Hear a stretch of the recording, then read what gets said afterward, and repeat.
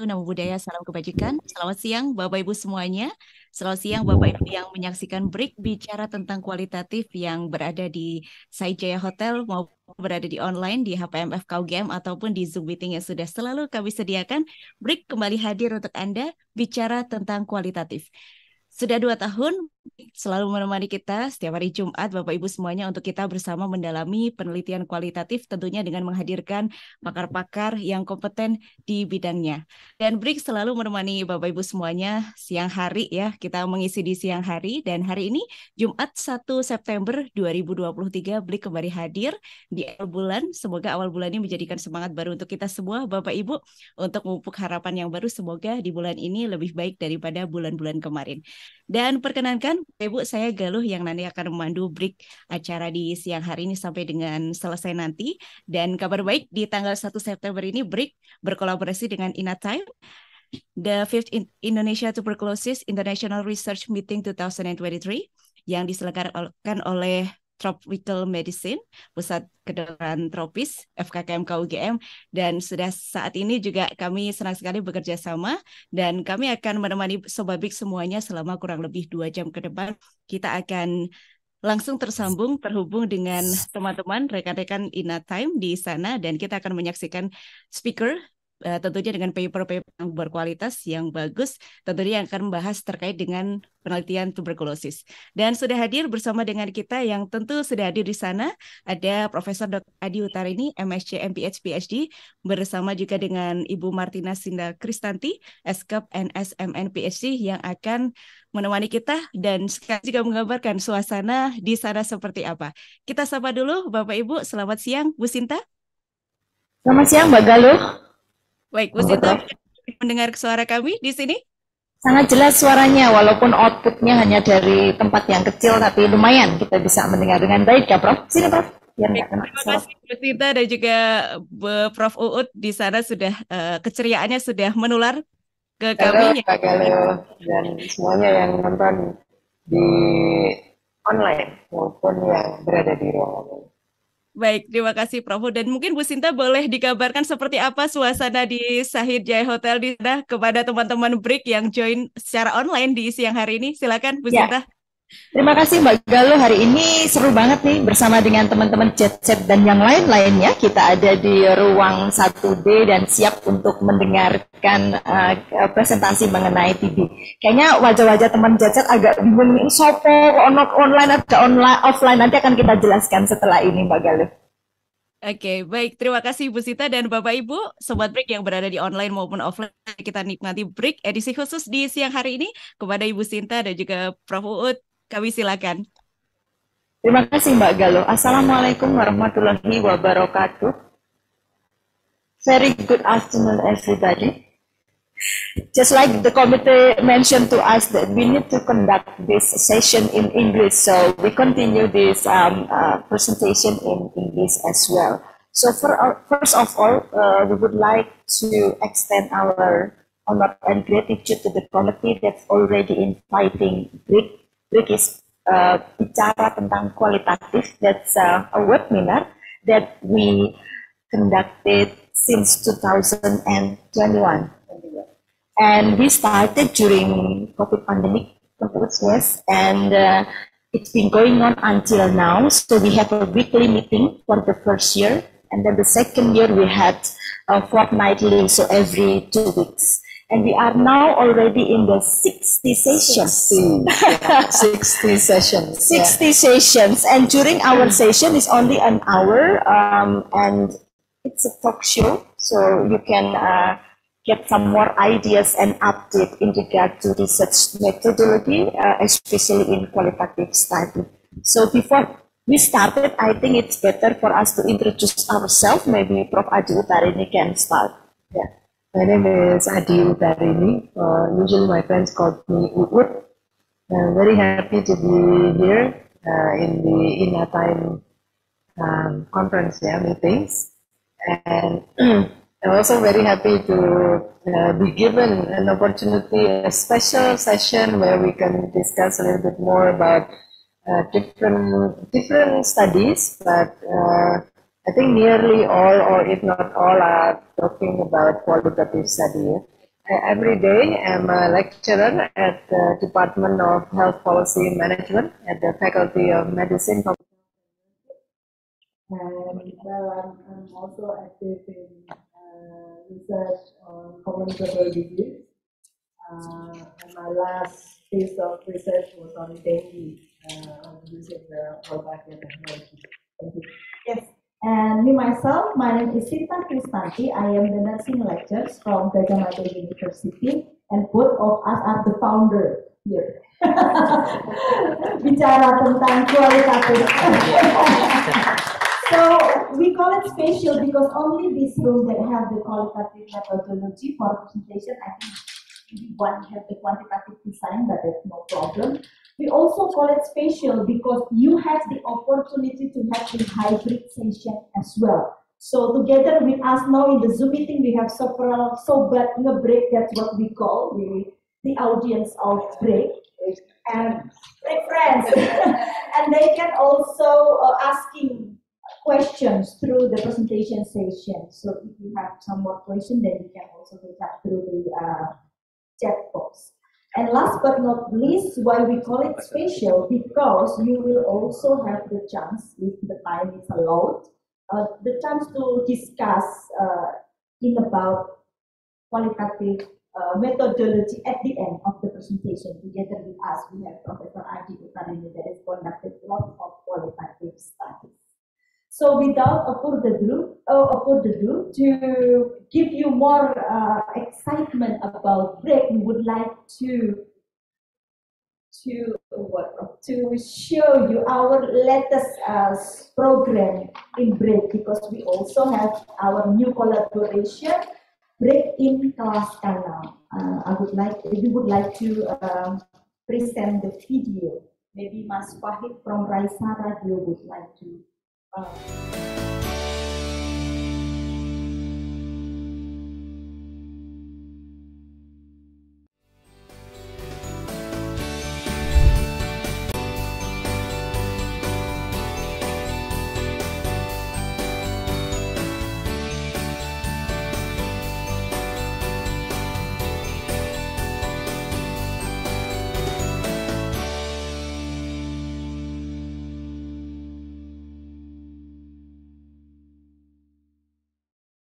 Gambar apakah ini?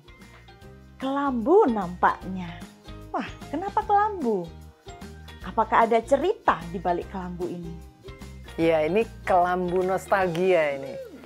Ini mengingatkan saya ke penelitian malaria beberapa tahun yang lalu di sebuah daerah endemis malaria di Provinsi Jawa Tengah. Nah, saat itu tuh saya sedang mewawancara seorang ibu. Dan saya datang ke rumahnya. Ini rumahnya rumah Jawa itu, joglo itu ya.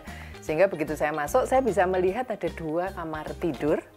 Yang satu itu ada kelambunya, tapi yang satunya nggak ada. Kenapa nggak dua-duanya, Prof? Nah itu kan, sebagai peneliti kan kita penasaran ya. Dan pada kondisi seperti itu tentu kita ingin memahami lebih banyak tentang konteks itu, tentang cerita apa nih yang bisa dihadirkan di balik kelambu yang hanya terpasang di salah satu kamar. Dan eksplorasi yang cocok adalah dengan menggunakan penelitian kualitatif. Halo Sobat BreaK, selamat datang di acara BreaK, Bicara tentang Kualitatif.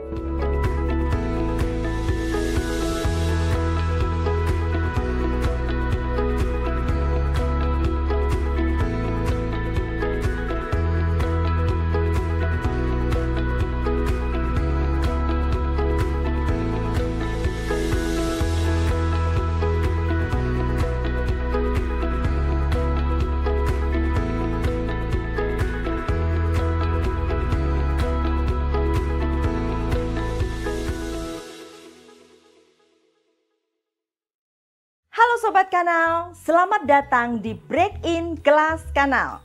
BreaK, bicara tentang riset kualitatif, adalah program webinar reguler yang kami selenggarakan sejak tahun 2021.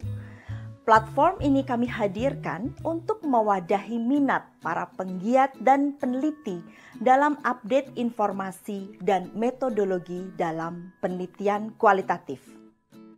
Semua kegiatan BreaK dapat Anda simak dalam link berikut ini. Nah, apa beda antara BreaK dengan break-in kelas kanal? Dalam BreaK, kami menghadirkan berbagai topik kualitatif dalam rentang waktu yang lebih panjang, yaitu 1 jam, sifatnya obrolan. Serta dalam BreaK, kita memfasilitasi sobat BreaK untuk bisa melaksanakan diskusi secara langsung dengan narasumber. Sedangkan dalam break-in kelas kanal, kami menghadirkan video yang lebih ringkas, yaitu dengan durasi 5-6 menit. Oleh karena itu, akan banyak keywords yang kami sampaikan dengan harapan sobat break-in kelas kanal juga dapat secara proaktif belajar secara mandiri dari link dan keywords setelah menonton video dalam break-in kelas kanal. Lalu bagaimana bila sobat break-in kelas kanal memiliki pertanyaan? Pertanyaan dapat tetap dijawab. Untuk memfasilitasi sesi diskusi, sobat break-in kelas kanal dapat menggunakan kolom komentar. Selain itu, setiap bulan kami akan menyusun sesi khusus untuk menjawab pertanyaan pada kolom tersebut. Selanjutnya, siapakah yang perlu dan bisa mengambil manfaat dari berbagai video break-in kelas kanal? Semua orang berhak belajar dan bisa mengambil manfaat. Banyak pihak dapat menimba manfaat dari video dalam break-in kelas kanal. Mahasiswa, khususnya mahasiswa kesehatan, tidak terbatas di lingkungan UGM, lalu praktisi, klinisi, dan tentunya para dosen dan peneliti yang melakukan riset. Namun, kalau hanya video pendek 5 menit, kira-kira bagaimana cara optimalisasi penggunaan video-video ini, Prof? Betul sekali. Memang perlu pendekatan berbeda untuk mendapatkan lebih banyak manfaat dari video pendek dalam break-in kelas kanal. Contohnya, dalam video break-in kelas kanal, kami akan memberikan berbagai keywords yang bagi sobat break-in kelas kanal dapat kemudian ditelusuri lebih lanjut dari berbagai literatur, serta kami akan memberikan panduan link sehingga sobat break dapat merujuk pada video break yang durasinya lebih panjang untuk mendapatkan informasi yang lebih detail mengenai topik tersebut. Contoh yang lain, para dosen juga dapat menggunakan video ini sebagai trigger dalam diskusi atau kegiatan belajar mengajar. Oleh karena itu, video 5 menit ini akan memberikan banyak manfaat.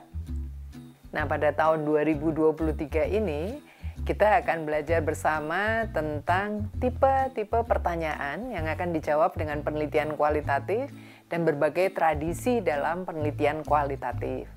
Salam break-in kelas kanal. Bicara tentang riset kualitatif.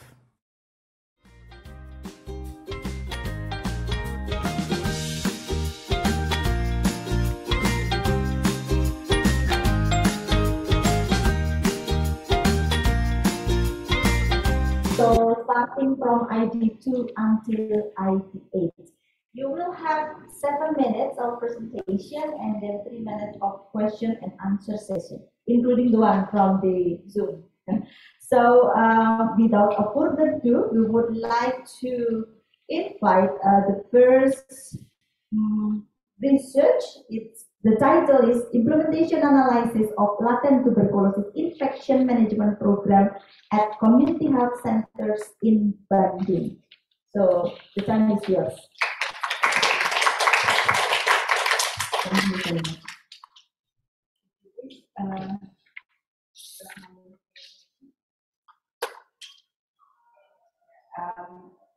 Good afternoon, ladies and gentlemen, audience and members of Bicara tentang Kualitatif. My name is Sinta. I'm representing the Faculty of Medicine from Universitas Bicara. I'm honored today to stand before you to share the findings of our research focused on the implementation analysis of latent tuberculosis infection control program in primary healthcare or Puskesmas in Bandung. To start, I would like to draw your attention to a modeling study done by Dai and colleagues, which concluded that the most effective approach to TB elimination is the integration of both TPT and alongside with active TB treatment. And in UNHLM on PBE for 2022, it is clear that PPT has emerged as one of the key strategy in the collective pursuit of TB elimination. Next.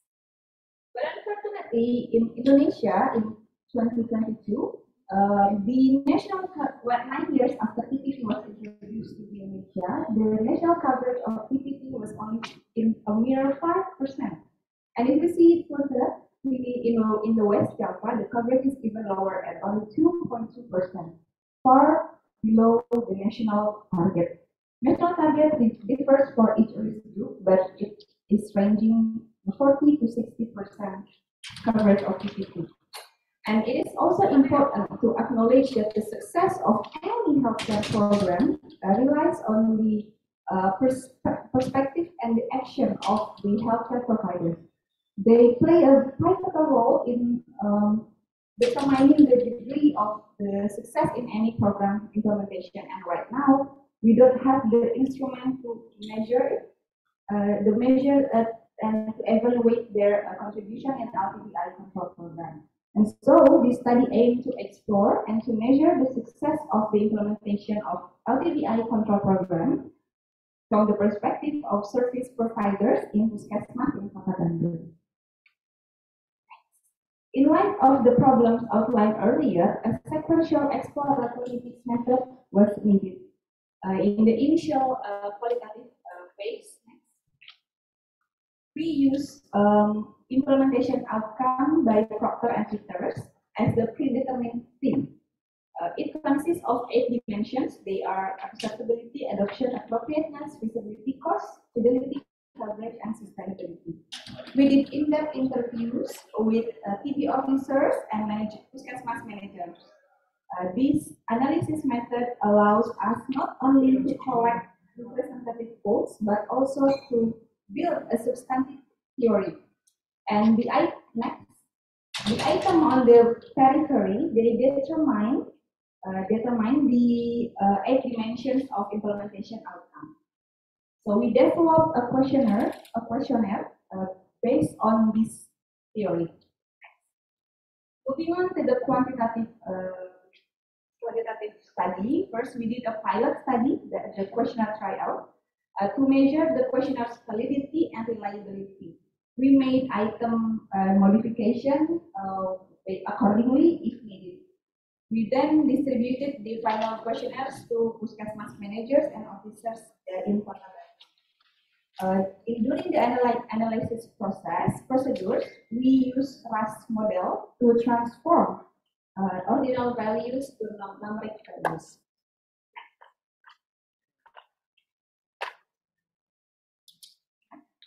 The result indicated that 30% of the respondents feel that the program implementation has been unsuccessful, 30%.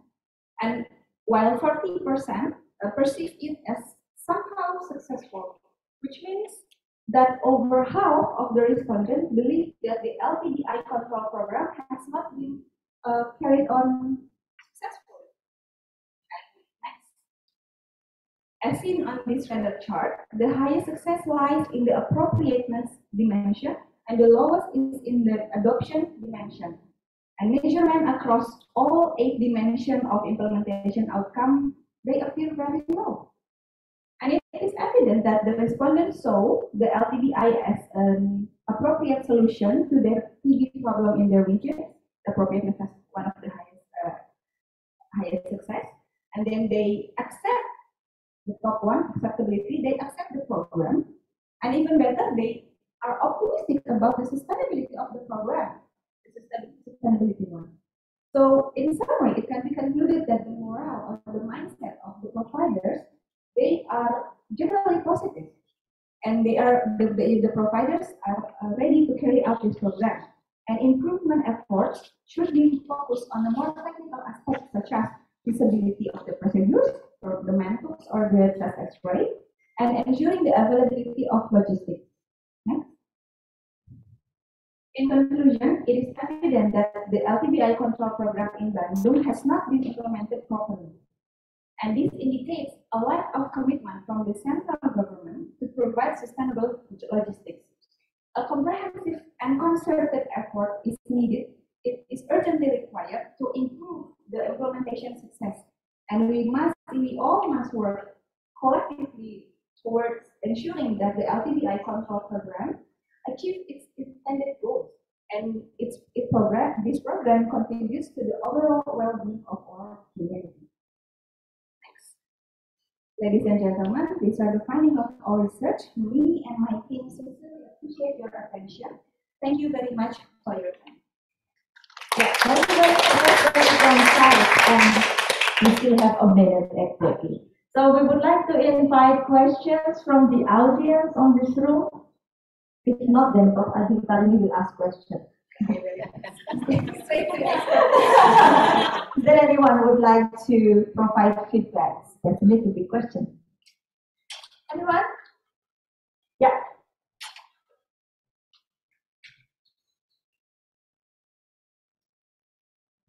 Yeah, thank you. Because implementation outcomes there are a lot of outcomes, and you attempted to measure all of it, so it's a little complicated. What was your strategy to get a picture of all of it, all the outcomes? At first, we start from the theory of the implementation outcome itself, built by Proctor and Peters back in 2010 and 2013. We developed a very concise operational definition of it. We developed that first, and then we after that we did the interviews, and we made sure that the result from the interviews match with the theme provided before. So we use predetermined implementation outcome. But I think to make sure that how it matches the theme, we work with, this is the wonderful team I had, and then we work together we did a lot of meetings to make sure that each code, we did coding and categorizing, etc. We make sure the code goes to the right category and the category goes to the right theme. So there has to be a lot of teamwork, a lot of discussion with experts and stakeholders. I think that was it. Thank you very much. So it's a bit ambitious, but you have a great tip. That's the conclusion. One more question from the audience. Anyone? Any more feedback? Sesi? No? Yeah, I'm interested with your finding from this study. It's very interesting. And because you create this spider chart for each of the variables, that is also an interesting finding, and how you display the result is quite uncommon to display it like that, so it's a plus point. But just wondering if in the discussion or in your analysis, if you try to see the relationship between each of the variable, like how adoption and fidelity affect the achievement or the score for the other variable. We did not directly measure the relationship of each. We did not actually did a multivariate analysis, so we did only univariate, but we displayed it as if it was like connected to each other, but there is no multivariate analysis to it. What I tried to show from the spider chart was that all dimension appears low. So there is no one dimension that is 100% or 90%, but the other is low. But they are all very low. That's why I pulled the conclusion that a commitment from stakeholders was lacking, because all the dimension is low. Right. So yeah. Thank you very much for one more remark. Oh, okay. Yeah, congratulations for the study, very nice study. Just some points you mentioned in the beginning that it's only 5%, right? Was it the TPT coverage or TPT is 5% and even 2% in Bandung, right? So it's really low, and that means what you express in the qualitative study is confirming. But I just feel like if it's so low, 5%, 2%, we're not talking about fidelity or we're not talking about sustainability. I think we're talking about whether it's acceptability, that's the first there, or even there is a serious input problem, so that it's a very low coverage. And then one point in the result, when we do mixed method research, we need to make sure also in the result we have both the qualitative and the quantitative study. So congratulations, thank you.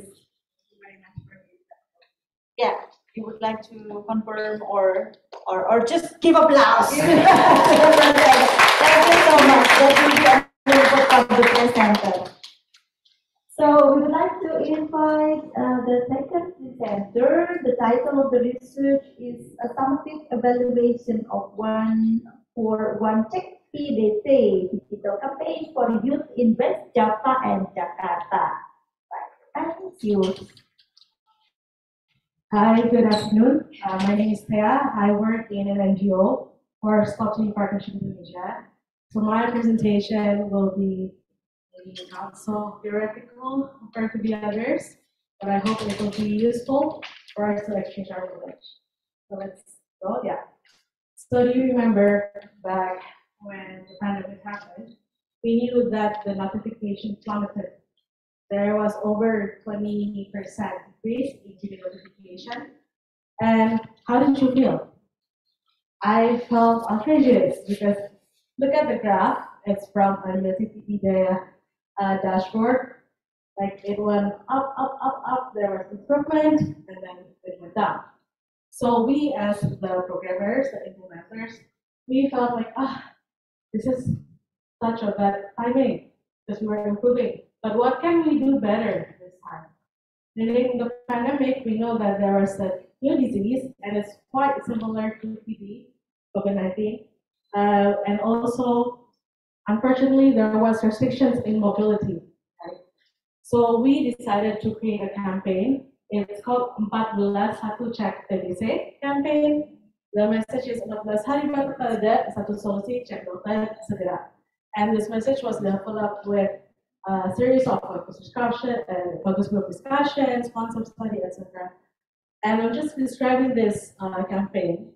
It was implemented in a digital format for 6 months in social media, in news, but in their digital output.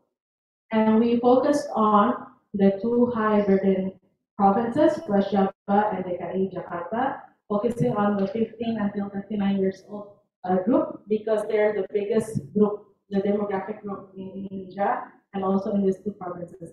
We wanted to raise better awareness of TB. And since we cannot move around, like usually we educate TB through part of investigation or face-to-face visit in facilities. That's why we wanted to do a digital format during the pandemic.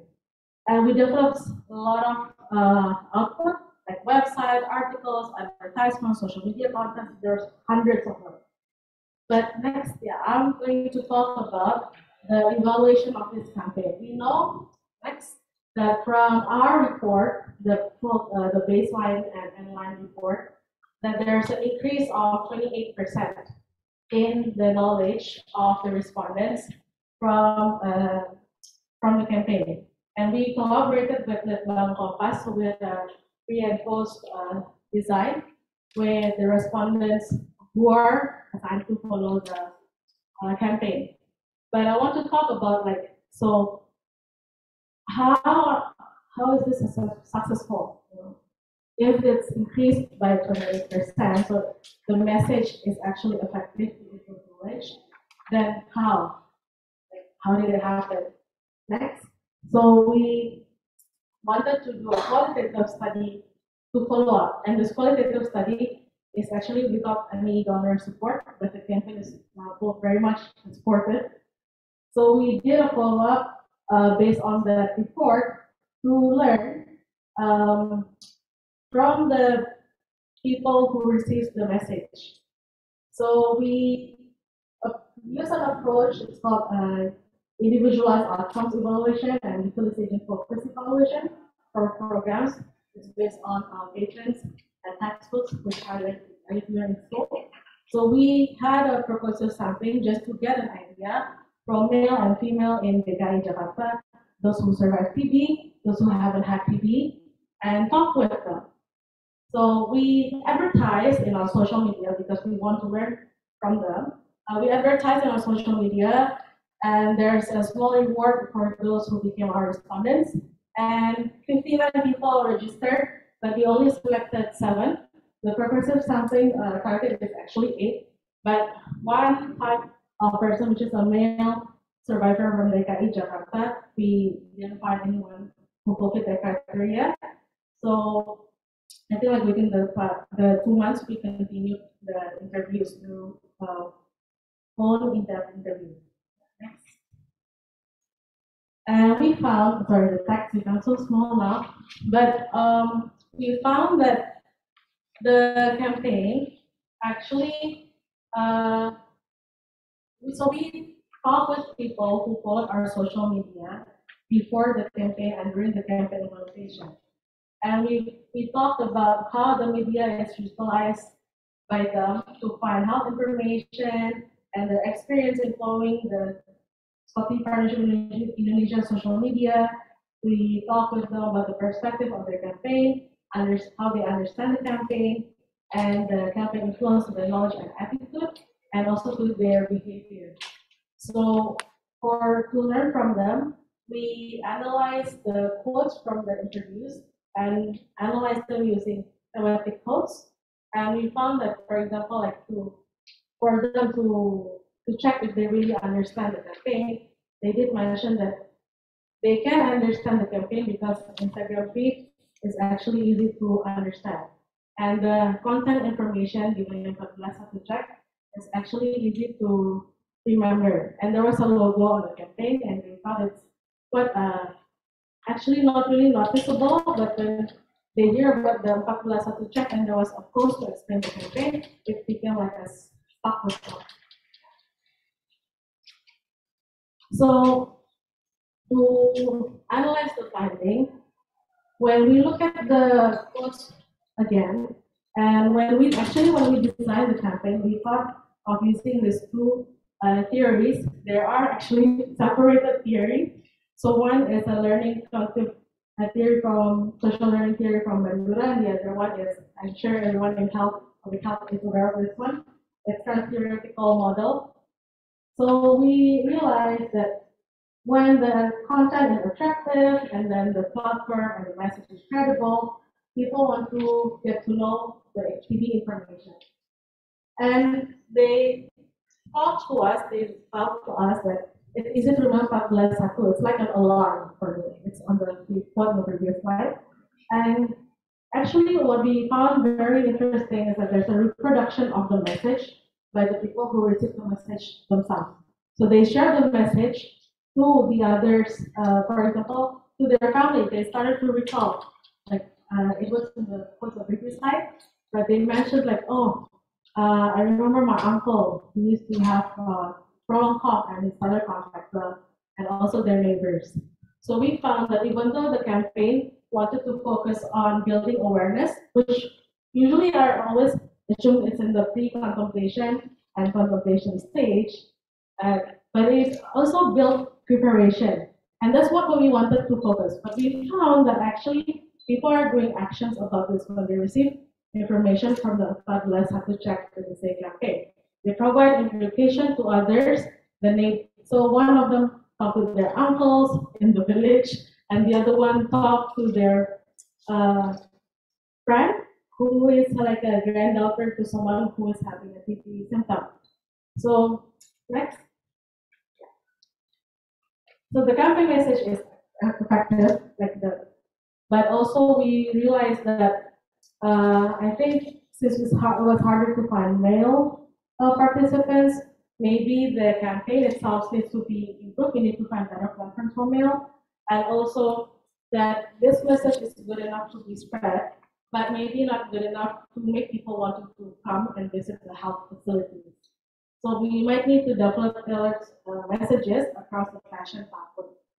But we found, based on the quantitative report and also this qualitative study, that raising TB awareness can be done more effectively, efficiently, could be measured, and we can optimize advertising strategies such as employed in our campaign. And I think it's not just to spread TB awareness, but also approaching this BCC approaches in innovation adoption.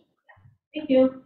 Thank you very much. Very interesting. But they have to check TBC. So I think in qualitative study we call it the approach is deductive method, collecting your data and then you sort of approach it to related theories. So we would like to invite questions from the audience.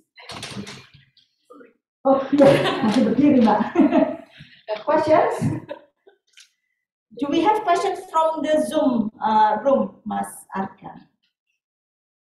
Maybe some friends from the Zoom already. No, not yet. So remark from the group. Aku masih pada deg-degan mau presentasi juga. Question. If not, then we would like to. Oh, nice. Hello everyone, I'm Sudhir from UGM. So my only one question is, how did you address the bias in study? Since you conducted one interview, so how did you address the bias? The bias. So I do work in Software Partnership in Indonesia, but I also work with colleagues from University of Indonesia. So actually, this is a result of my assignment from my class. So I collaborated with my friends, and they did the interview for this. So it was me as a program implementer. So I helped to analyze the study. So that's how I did it on trying to diminish the bias. So you invited other independent coder and other researchers, yeah? Like independent evaluators. Evaluators. That's what we call triangulation in qualitative method. So another remark from the audience. Questions?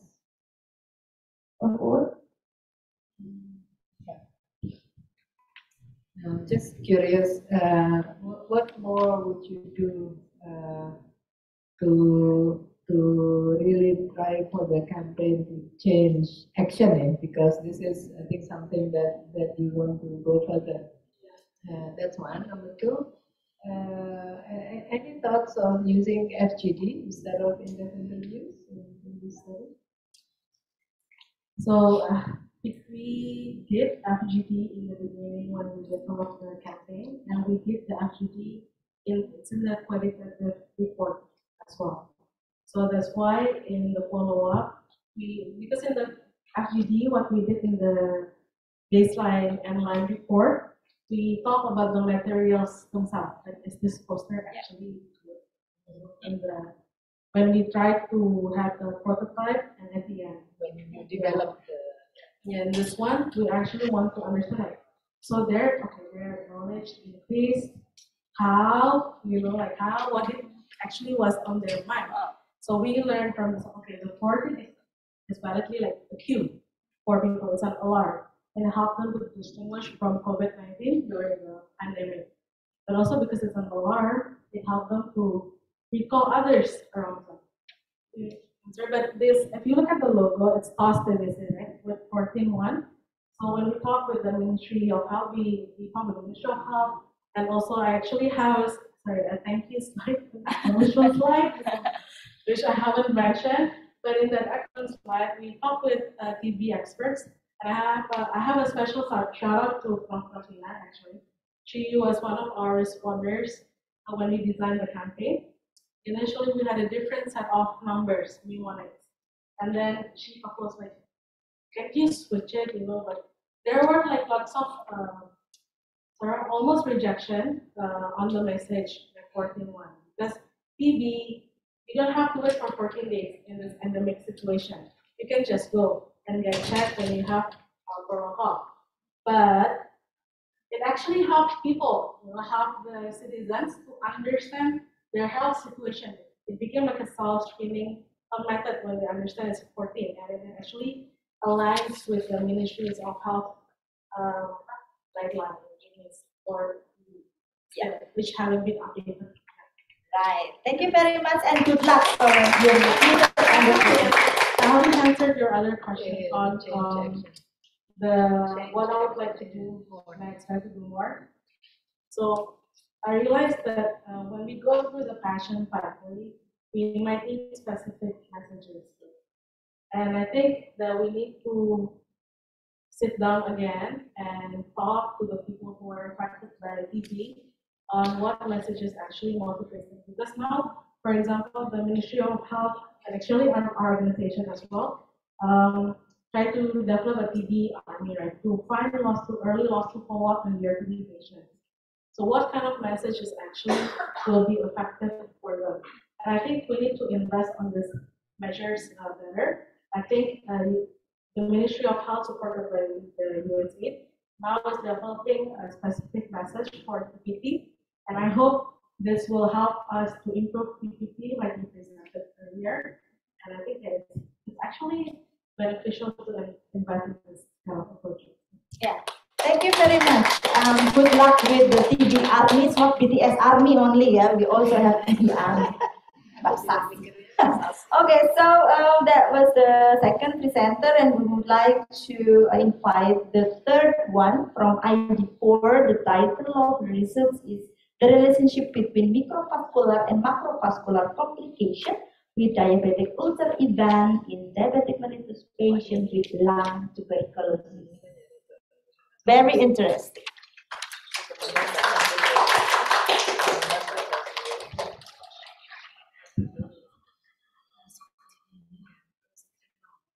Assalamualaikum warahmatullahi wabarakatuh. Good afternoon, everyone. I'd like to introduce myself. My name is Sari. I'm a student of internal medicine in the University. Today, I'm very pleased to be standing in front of you people to present my study in surgical public hospital with the title The Relationship Between Microvascular and Macrovascular Complication with Diabetic Ulcer Event in Diabetic Mellitus Patients with Lung Tuberculosis. This is a 5-year retrospective cross-sectional study at Surgical Public Hospital Bicara. First, I would like to explain the background of this study. Diabetes mellitus increase the risk of developing tuberculosis and other TB treatment outcomes. And the presence of TB itself making the control of the diabetes and its complications much harder than before. Diabetic foot ulcer is a devastating complication of diabetic mellitus and is major source of morbidity and mortality. And it is postulated that microvascular and macrovascular complications are strong predictors that indicate the development of diabetic foot ulcer. So this study aims is to assess the relationship between microvascular and macrovascular complications of diabetic mellitus with diabetic ulcer event in type 2 diabetes mellitus patient with lung tuberculosis. So basically, it is more clinical than the other two research before. Next. This is a retrospective cross-sectional study. A patient who was hospitalized at Surgical Public Hospital Jakarta between 2018 until 2023 with type 2 diabetes mellitus and tuberculosis. The data registry is collected from electronic medical record. The inclusion criteria is patient adult with diabetes mellitus and tuberculosis, and the population number is 501 patients. From this patient, we collect 109 patients with diabetic foot ulcer. And then we see there is a microvascular and complication and macrovascular complication. Microvascular complication we collect in this patient are patient with neuropathy, patient with retinopathy, and patient with retinopathy. And then from macrovascular complication, we collect patient with coronary artery disease, and then cerebrovascular disease, and peripheral arterial disease. We also collect many data, which we assume will influence the result of our study as anemia, leukocyte count, neutrophil monocyte, and creatinine. And then we do a statistical analysis, first descriptive analysis to express the frequency of the study, and then we continue by percentage square to analyze the significant differences, and then we continue with logistic regression analysis to estimate the risk of diabetic ulcer in macrovascular and macrovascular complication. Next. So this is the result, the baseline characteristic. As we see in overall 501 patients, there is 109 patients with diabetic foot ulcer, and from this patient we see there is 34 and 31% with macrovascular complication with a v-value less than 0.001. As we see in the bottom of the table, for the microvascular complication, there is 24 patients with diabetic foot ulcer, and also 44 patients with diabetic foot ulcer and also microvascular complication with v-value 0.033. We see next. And then we continue. This is with the segregation. First, we conduct a univariate analysis. For the microvascular complication, we see that there is a ratio 1.61 with p-value 0.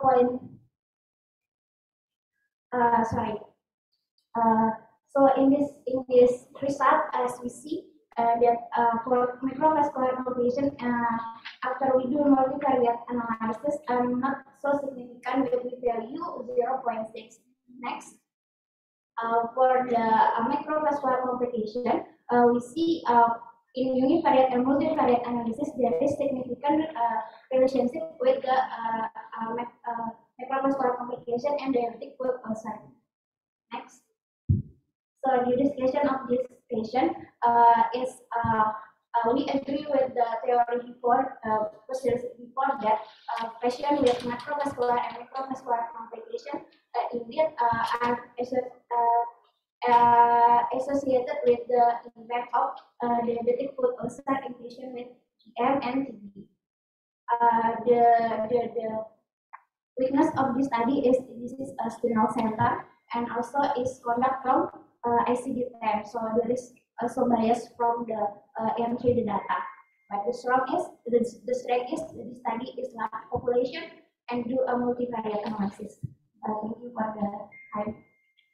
Thank you, Bapak, for your presentation. So she pointed out the value of the strength of the study that she has lots of respondents as well as conducting multivariate study. So this is in the middle of the qualitative study, we have some refreshment of the quantitative one, but that's okay. Remark from the audience. We are inviting questions from the audience in this room. No one? One question? Prof? Presentasi? Yeah. Thank you for your presentation, Mbak Dwi Indrianti. In my opinion, I mean, we heard a lot about the relationship between diabetic and tuberculosis, and then the microvascular and macrovascular complication in diabetic ulcer.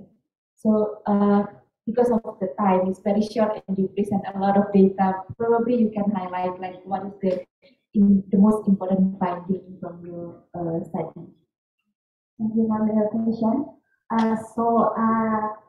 As we mentioned before, we are from the theory that there is postulated that macrovascular complication and microvascular complication are associated with diabetic foot ulcer.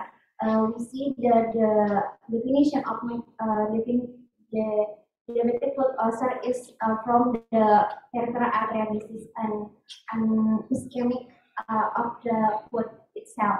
So basically, the most significant influence is from the microvascular manifestation complication like Ph.D. But is there any microvascular association with this problem, like neuropathy, like numbness, something like tingling or something like that? Is there any real association with the diabetic foot ulcer instead? So from the univariate analysis, we see indeed there is an association with the microvascular with the diabetic foot ulcer. But if we do the multivariate analysis, the result is not that significant to associated with the diabetic foot ulcer itself.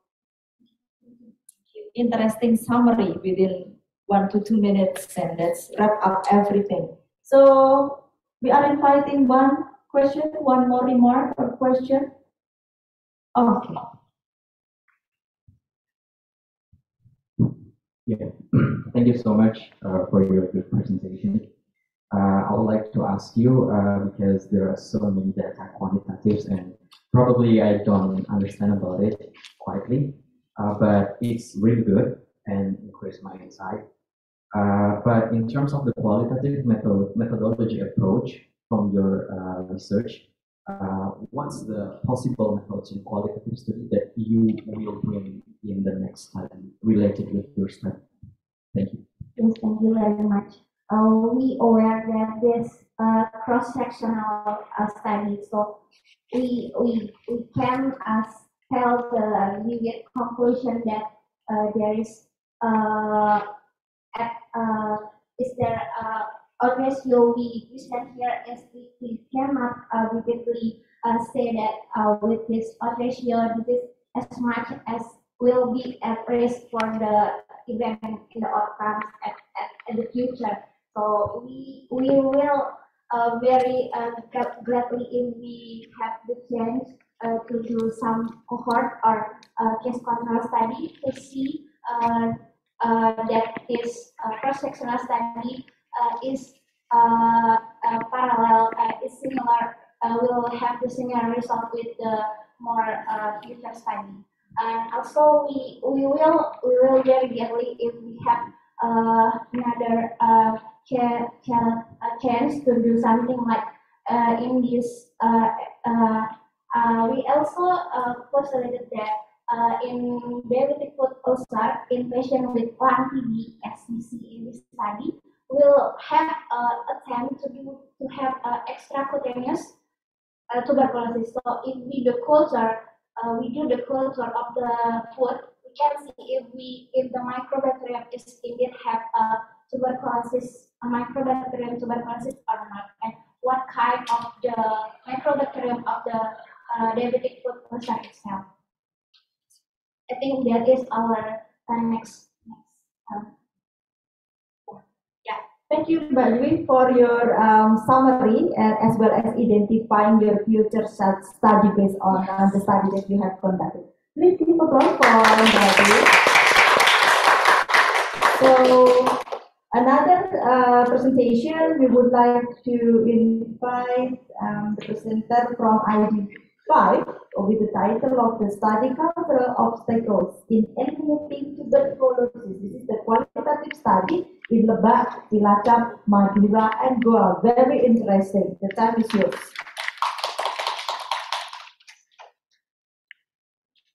Hello, good afternoon, everyone. My name is Arya Subakti. I am from PR, from Penabulu STPA Consortium. We are a principal resident for Pukul for TB elimination in Indonesia. This is a qualitative study in 4 districts about a cultural obstacle in eliminating TBC. This is a part of operational research because we conducted household contact investigation and we facing many challenges in the field. And part of the study is we conducted a qualitative study. Next. The background is TB is the big problem in public health issues in Indonesia because we have rank number 2 in TB burden in the world, and in Indonesia the big problem of the challenge is about cultural, because the big challenge is about cultural is as obstacle in eliminating TB, and the cultural is we have many forms of cultural obstacle like folklore, myth, local belief, or anything about the cultural obstacle.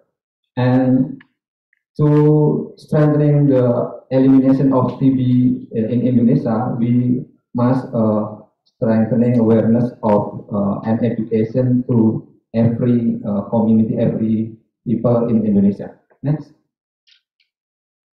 Yes, the cultural beliefs such myths, folklore, local belief is can prevent the individual to access the treatment, access the diagnosis, and also barrier to complete the treatment. And overcoming, and this is the problem of elimination of TB, and we need education and campaign for people. And Consortium Bulu STPI, we have more than 5,000 cadre in 20 provinces in Indonesia. We conducted giving education for household contact and for close contact. Next. Yes, this study is, I think this is, if I compare with another, is a pure qualitative study, because we want to know about cultural belief, attitude, and practice that may affect of TB elimination. The study is conducted in Goa, South Sulawesi, in Lebak, Banten, in Bangkalan, East Java, and in Cilacap, Central Java. How we conduct the research? We conducting the focus group discussion, and then we also in-depth interview with the cadre, community cadre, coordinator cadre, and implementing partner in district level. And we also interview with district health office, we interview with WASOR to understand how the cultural belief as an obstacle in eliminating TB. This research conducted in 1 month. Okay, this is the result. In Lebak, Banten, we saw that the cultural is about the house, because we know a structure of Baduy house only have 2 doors in front of the house, and only have front and back doors in the house. And then in Bangkalan, East Java, the result is perception or belief of the people about the TB is because of witchcraft. It's called cengkeh in Madura. It's not only in Bangkalan but in Madura. But this research only for in Bangkalan. And we know that there is a local conflict called Carok. It's obstacle for cadre when they conducted the household contact investigation. In Goa, South Sulawesi, there is a folklore about princess. The princess have a bad cough, and then she exiled to another area, but the princess recover after licking the albino buffalo. So this is the folklore is the folklore. The people in Goa and in majority of in South Sulawesi is the folklore is very interesting for the mind of the people. But in Goa, we know the good practice about how the district health office transform the negative connotation of Sari Bayau into a positive term in implementing program TB, who giving nutrition for TB patient. And then in Cilacap, we have a result that TB is cause for spiritual agent and shamanic practice. Next. Yes, based on the study, we have a cultural factor that associated with barriers to access, and then this factor include how the cultural factor is impact from the inadequate knowledge, and also the knowledge also and the barrier of the access is by fear of stigmatization, and then because the lack of knowledge, the people have self-medication and go to the alternative treatment, and such like a spiritual treatment and others. And we need a challenge to addressing the cultural obstacle to strengthening the elimination of TB. Next. Yeah. We need a comprehensive to design the program of TB elimination, and we designing the tailored approach and by understanding the specific cultural barriers and develop approach to address the barriers, and then recognizing the cultural factor. So the TB program manager and implementer can design the intervention to increase healthcare seeking behavior. And the cultural approach to TB management is crucial for successful implementation of TB program, particularly at the local level, because we promote the local solution for the local problems. Okay. Thank you. Thank you so much, Mas Aris. Oh, Mas Aris, I know it must be very painful to tell the whole story in 7 minutes, yeah, especially the qualitative one. Very interesting study. Do we have a question from the Zoom? No, not yet. Okay, so we are inviting questions from the audience. Thank you, Mas Aris, for the research. I think it's very interesting that TB has been with us for so long, too long, that it has become a folklore. And I think it's and I want to ask a little bit about the analysis of the qualitative approach. I believe that there must be a lot of beliefs regarding the TB in Goa, but you only in all those regions, but you only showed us 1 or 2 each area. I mean, how do you choose that belief, or how is it the most mentioned by the respondents, or is it something that has given the biggest impact to the participant? Thank you. So the question is only 1 or 2 studies, a case that you pointed out. This research conducted by in-depth interview. So we interview with cadre, community cadre, and this is the point of the cadre mentioned when the researcher asked about cultural obstacle, and this is we analyze by mapping by identify the answer of every cadre, because not only by individual interview, but we conducted online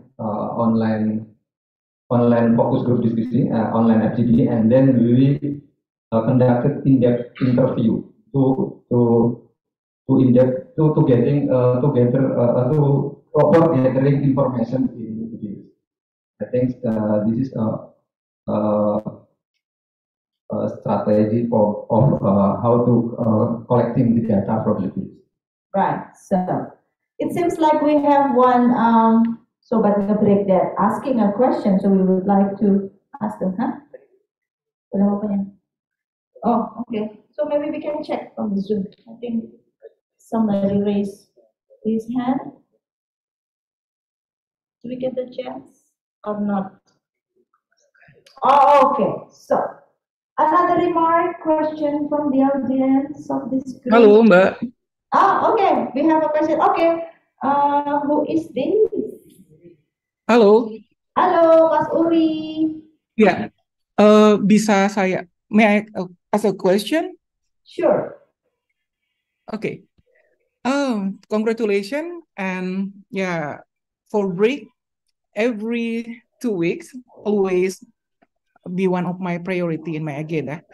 So my question is, can I see your discussion slide? Yeah, wait a second.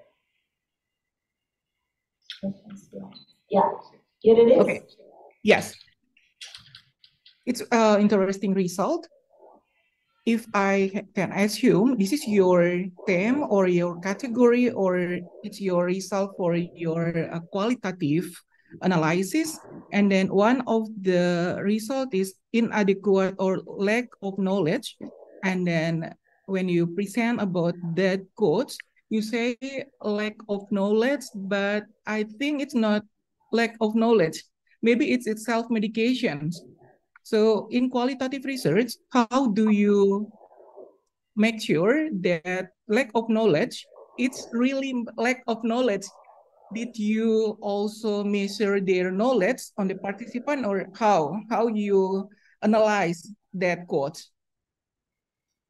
Yeah, so the first question is that is this the themes of the category, and how do you measure the lack of knowledge? Yeah. No, this is not a category because we build the context of the result. So we have the component. The result is impact to or the result is because the very many factors. About the lack of knowledge, this is the limits. This is the limits of the study, because the subjectivity of the researcher is very high. But we mitigate to this research is conducted with the researcher from university, from the university, and the PR team or the implementer partner not in the field when the research conducted the interview. So about the lack of knowledge, we are not have conclusion or about data, because we have only analyzed from the interview, and the interview, the cadre, coordinator cadre or implementer giving the answer about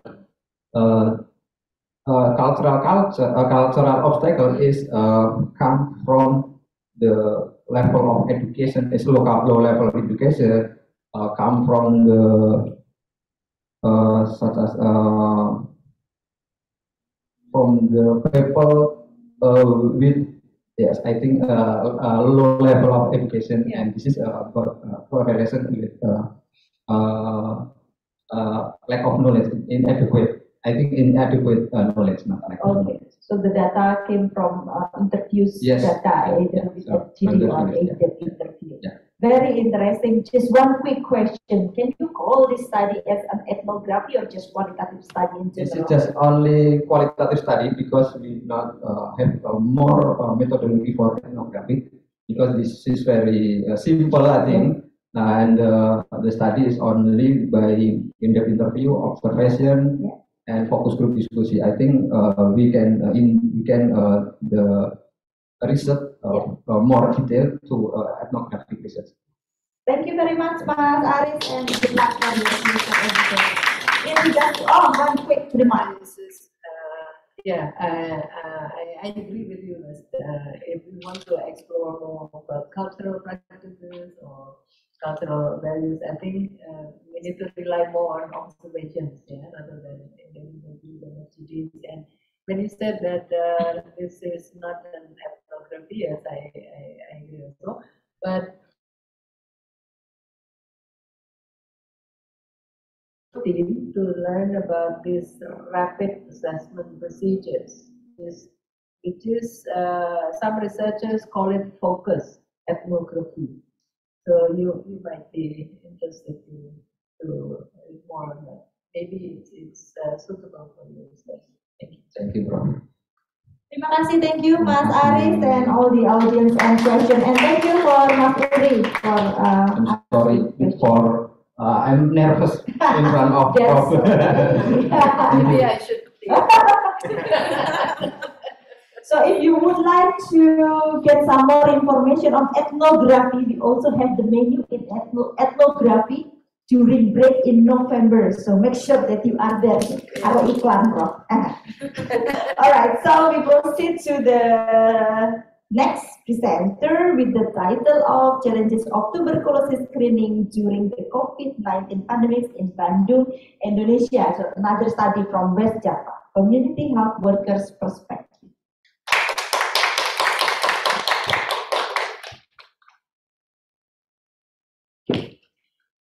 Assalamualaikum warahmatullahi wabarakatuh.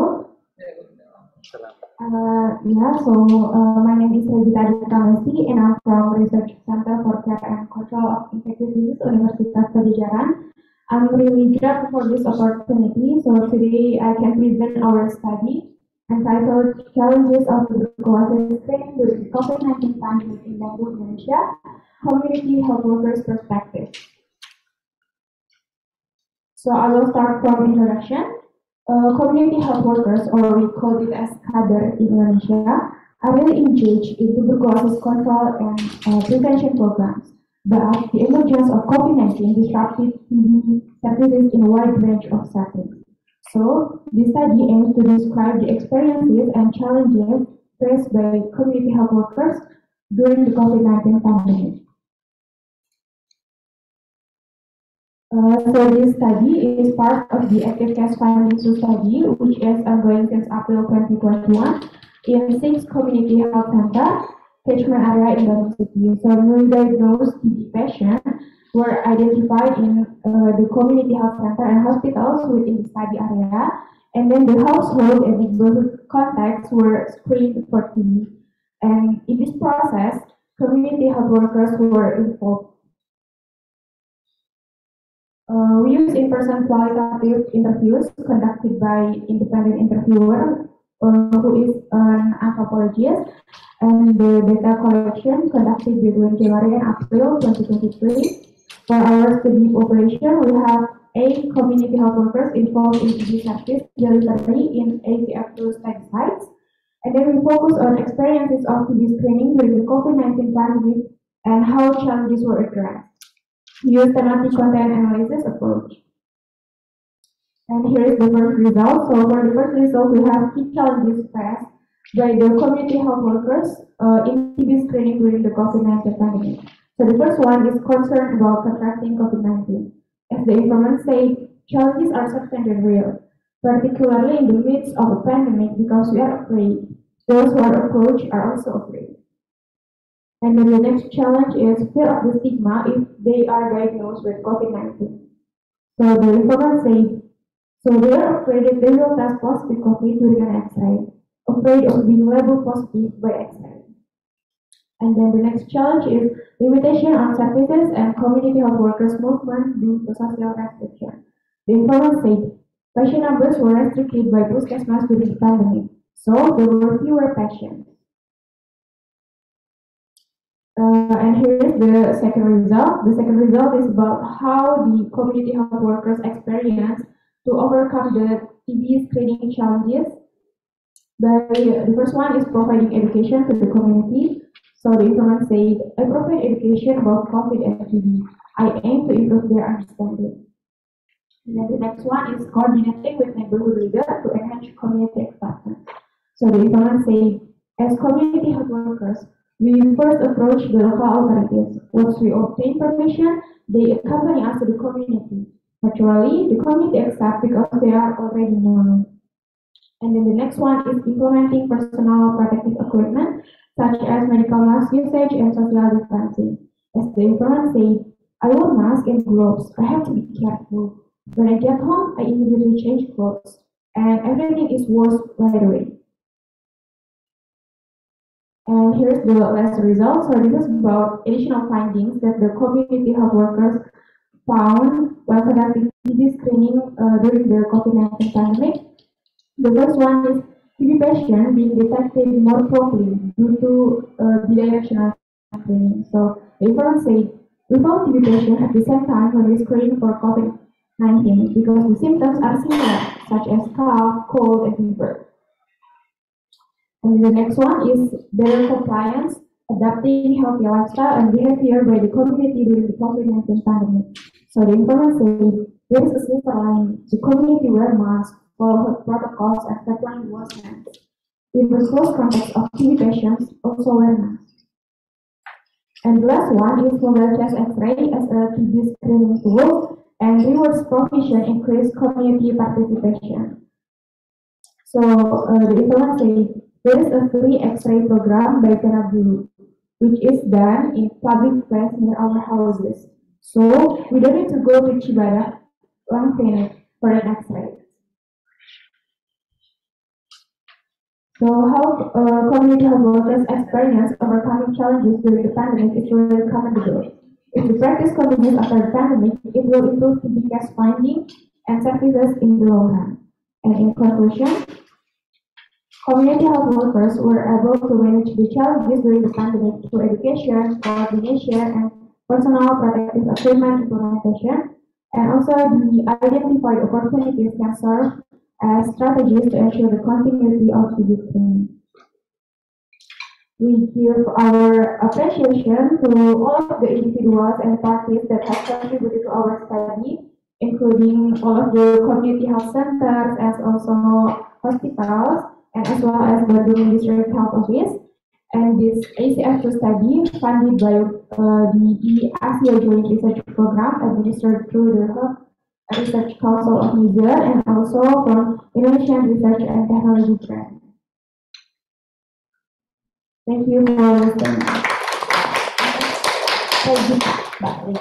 Okay, so now we would like to.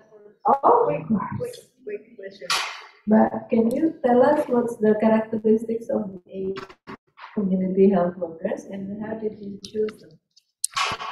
Okay, so first of all, because this is like the sub-study of our main study. So we have main study, ACF2, and we already have 12 trained community health workers. So we have 6 community health centers, and then for every community health center, we have 2 trained community health workers. Yeah. So in total, actually, we have 12 community health workers, but we ask them for their consent if they are willing to be our participant or not. And then, so we have field team, nurse field. 4 are not willing. So 4 out of 12 are not willing. No, actually, all of them are willing to be our informant. So we have 12 data actually, but after so this is actually the preliminary study. From our preliminary study, after we use summary of our field notes and then we analyze, we got that 8 community health workers is the data from them is already separated. So we only conclude 8 of them in this abstract. But we actually have 12 total information. We have 12 community health workers. And 8 of them were involved in interviews. Okay. 12. 12 of them. Oh, 12. Out of? 12. Oh, okay. Right. Okay, so question from the audience. So for your information, we have 40 participants as well on online session. So thank you for joining us. Yeah. I have a question. So we go to your slide on challenges. I'm just concerned as an implementer. Like, can you go back?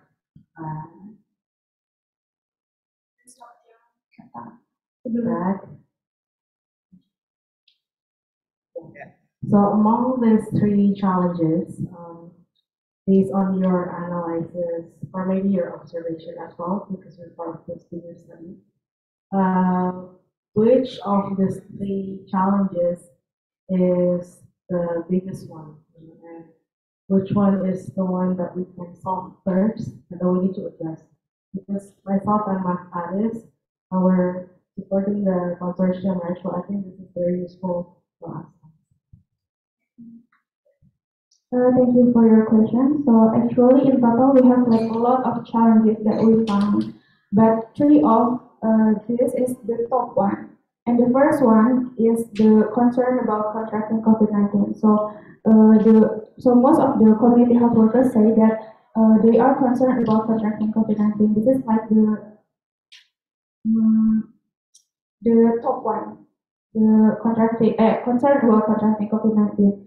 And which one can be solved? I think all of them can be solved, but for concern about contracting COVID-19 and also fear of the stigma, the community health workers, they say that they can address it by give education. So the first thing is education. I think from all of the challenges that we found, almost all of them can be solved by give education. This is from the community health workers' point of view. Right, so this is very interesting how we sort of prioritize based on qualitative data. Maybe later on we will discuss in how to prioritize. Is that based on the number of or frequent data that is coming up or something else? That's very interesting. Another remark, questions from the audience? If not, then thank you so much, Mbak Regita, for presenting your study and success for your future and the board. Last but not least, we are inviting our last presenter. Everybody clap their hand because so happy as well, yeah? Snack time after this, okay. One more presentation with the title Barriers Related to Implementing Telemedicine as an Alternative Preventive Solution for Tuberculosis Services Among Private Providers During the COVID-19 Pandemic, again in Bandung, Indonesia. The time is here. Alright, thank you so much. Assalamualaikum warahmatullahi wabarakatuh. Salam sejahtera untuk kita semua. Om Swastiastu, Namo Buddhaya Salam Kebajikan. Good afternoon, everyone. My name is Aulia Ramanda Fikri. I'm a junior researcher from Research Center for Care and Control of Infectious Disease, Universitas Pajajaran. I would like to discuss and shed on light our study entitled Barriers Related to Implementing Telemedicine as an Alternative Preventive Solution for Tuberculosis Services Among Private Providers During the COVID-19 Pandemic in Bandung, Indonesia. It's pretty long title, sorry. Okay, yes.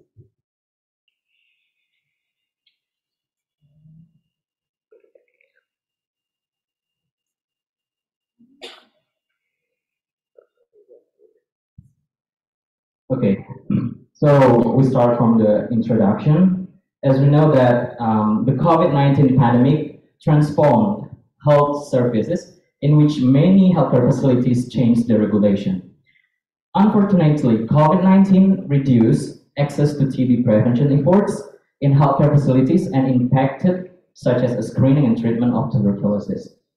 Interestingly, as we know that COVID-19 pandemic emerged so many innovations, includes telemedicine, that one of the alternative solutions to alleviating TB services while reducing infection risk during the challenging time. So our study aim is to explore the key barriers that hinder the effective implementation of telemedicine as an alternative solution for TB services during COVID-19 pandemic among private practitioners in Bandung. Next. So our study is part of COVID study and part of standardized patient, and it turns to be a pure qualitative study with phenomenological approach. Our qualitative study is conducted in Bandung, Indonesia, commenced from December 2021 to July 2022, and we involved 11 private doctors, consist of 6 general practitioners and 5 specialists recruited from private clinics or private hospitals. And we did in-depth interview using open questionnaire adapted by WHO building blocks and using thematic content analysis for data analysis. Next. So this is the results. Out of 11 interviewed private providers, 6 of the providers prefer direct in-person service due to their personal preference, concern about patients' access to telemedicine, and the lack of accuracy of TB diagnostic. But the rest of the providers, 5 of that, utilize video calls or virtually consultation using online applications such as WhatsApp, Zoom, or other online platforms to offer TB symptom consultation. So we found three main categories of barriers to implementing telemedicine. One is the lack of effectiveness for TB diagnostics. It was related with longer time consultation, indirect examination, and doubt to TB tests such as physical examination, TB sputum test, and chest X-ray. And the second barrier is concern about the legal protection. It was related with malpractice insurance, privacy and security due to giving medication via online. And the third one is difficulties in using telemedicine tools. It was related with the hardship in operating tools and systems due to the digital divide, technical and literacy issues. So this is the representative codes from the three main categories. We can see on the one of barrier that the lack of effectiveness for TB diagnostic, it came from female general practitioner, 51 years old. She said, I usually have in-person consultations in my practice for a minimum of 15 to 20 minutes. However, for video calls to TB patients, since I needed to observe the patient and ask questions, it typically takes more time, possibly up to half an hour. The second, about concern about the legal protection, it came from female internist, 54 years old. She said, I was concerned about making an incorrect prescription or dispensing the wrong medication, because it's possible that not all aspects of the TB patient's medical history are fully explored without an in-person consultation. And the last one is about difficulties in using telemedicine. It came from female internist, 67 years old. She said, if the person doesn't have a mobile phone, or if their phone credit is not enough, or if the network coverage is poor in their area, or even in my area, it can create obstacles when using telemedicine. Next. So, telemedicine can be a crucial tool in the prevention and management of tuberculosis. However, it should be seen as the complementary approach alongside traditional direct person healthcare service to address the unique challenge posed by TB effectively, especially for the TB in the diagnostic period that patients requires the TB sputum test and chest X-ray. And both providers and patients showed uncomfortable with telemedicine during the diagnostic period, although its suitability for TB medication control was acknowledged. And policymakers, healthcare providers, and public health agencies should work together to implement telemedicine in Indonesia. Next. To sum up, the lack of effectiveness for TB diagnostic, legal protection, and the tools inconvenience are major barriers to implementing telemedicine for TB service during pandemic. The telemedicine legal framework and firm guidelines should be considered to alleviate the implementation of telemedicine for TB services. We thank for the other parties that contribute in this study, private clinics or private hospitals in Bandung, Bandung Municipal Health Office, and Research Center for Care and Control of Infectious Disease, Universitas of Bicara. And this study is cooperated with TB McGill University Center and funded by Bill and Melinda Gates Foundation. Thank you. I will come to any inputs and insights. Thank you very much. How can I call you? Aulia or Fikri? Fikri. Fikri. Okay. Very interesting study. COVID-19 actually stimulating telemedicine, but I guess it's very beneficial for TB and all the diagnostic as well as preventive program. We would like to invite remark, questions from the audience. No one? Please. Well, quick question from me. So Sure. You call yourself doing the phenomenologic studies. Yes. But in your data analysis process, you use thematic analysis. Can you elaborate more on the congruency between the methodology and data analysis process? Yeah, thank you so much. For our study is first is part of the standardized patients, then quantitative study, and then it turns to qualitative study. But we adopted a approach, phenomenological, because it conducted during COVID-19. So we want to explore the phenomena of COVID-19 that can be a barrier to utilize telemedicine. But we use content thematic analysis because this study is still a preliminary analysis. So we do as well for that analysis, but thank you so much for your insight. I think we can more study about it and put the phenomenology analysis for our methodology. Thank you. Thank you very much, because as far as we know that when we're conducting phenomenology, that it should be connected with our data analysis process. For example, we use Olaisi or Kahneman or interpretative phenomenological analysis, something like that. But it could be a challenge for another project. So last but not least, the opportunity for asking question, remark. If not, then give applause to Fikri. Congratulations for your study as well as for your group.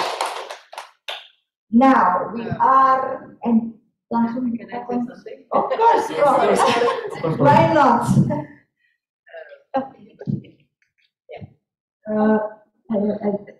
I just have a question. These 11 private providers, so not all of them are using telemedicine. Yes.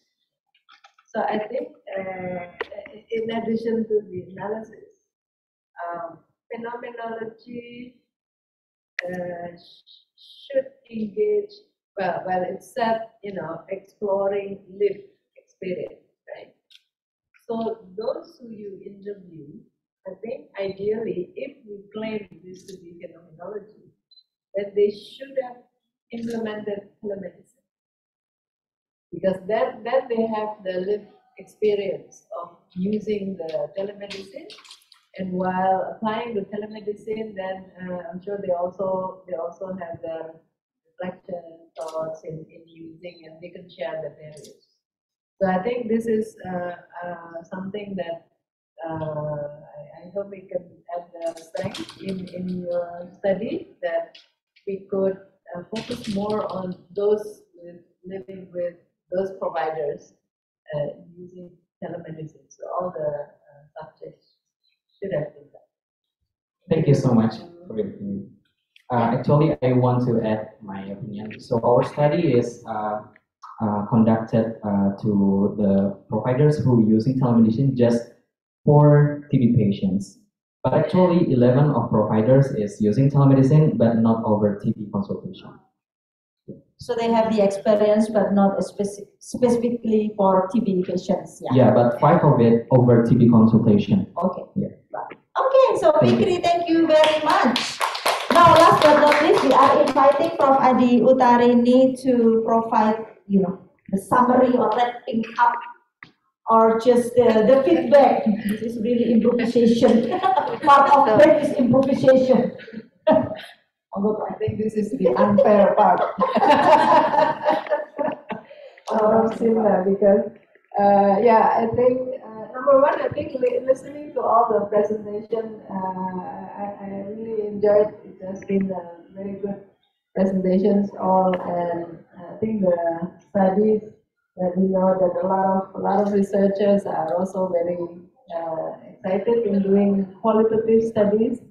We used to say that qualitative is sort of apa ya bahasa Indonesianya, kalau lantai itu KW 1, KW 2, KW 3. It's like a second class citizen. It's not the top of the study RCT or whatever. But then all different types of study design, they have their own purposes. They have their own purposes, which if we use this study design for the specific purpose that we have, I think we will listen to beautiful stories, and we learn a lot also for this. My second point is that when we read the literature, very, very often we see authors saying that, just simply saying that this is a qualitative study, without saying even more specific on the design. So that is fine, because they are just saying that they follow the general rules of the qualitative study design. But I think we also have plenty opportunities. Yeah, if we think this is appropriate, I really encourage you to go further and use the more specific study design. such as very interesting. We use the phenomenology or the cultural.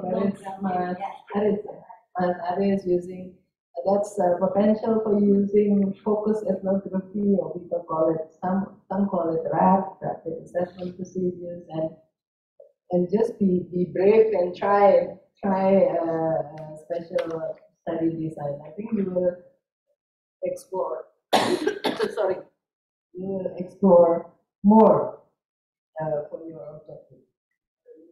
Okay, right. Okay, Prof. Uut, so I guess we underline the highlight of our discussion for 2 hours is that there is the opportunity for us in using qualitative study method for TB studies and programs, but also we would like to enhance the quality of implementation of qualitative study. One more remark, Prof.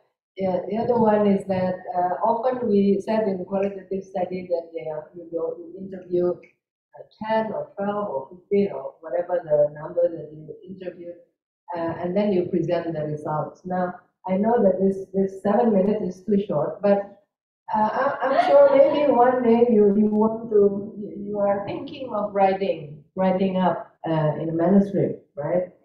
Publishing, then it's always interesting to see the variations.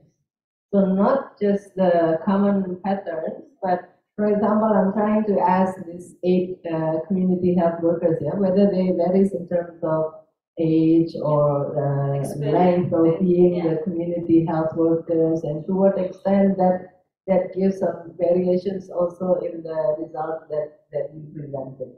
So that's my third comment, and my